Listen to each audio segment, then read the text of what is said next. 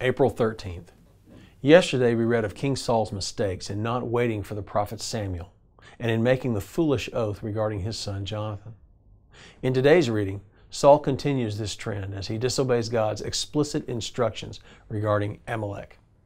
The city was to be completely destroyed, consecrated to God as a foreign offering. But rather than obey God, Saul treats the defeat of that city like any other battle and distributes the best of the bounty to his men. When confronted by Samuel, he said he spared the best so that he could offer it to the Lord as a sacrifice.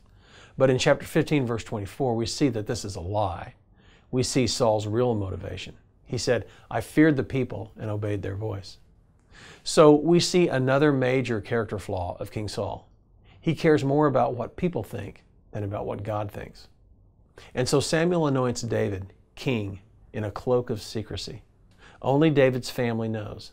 And David, knowing what's in store, patiently waits for God to open doors for him.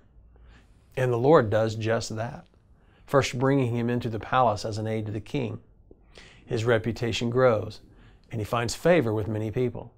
And when events bring him to see Goliath's challenge, he rightly recognizes God's hand at work, and he boldly steps up to the challenge.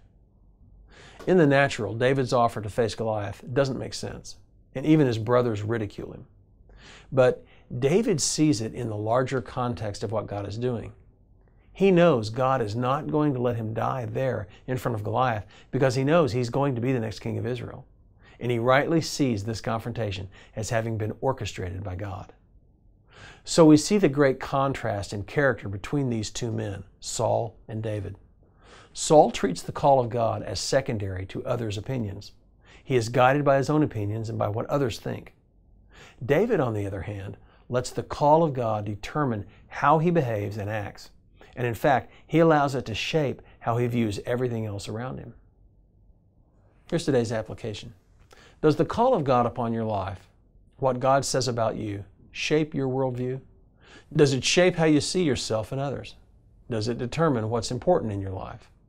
Or does the world around you, do the opinions of others, shape how you view God's call upon your life? Do the opinions of others determine how you respond to what God says? Meditate on that today. Now here's today's prayer.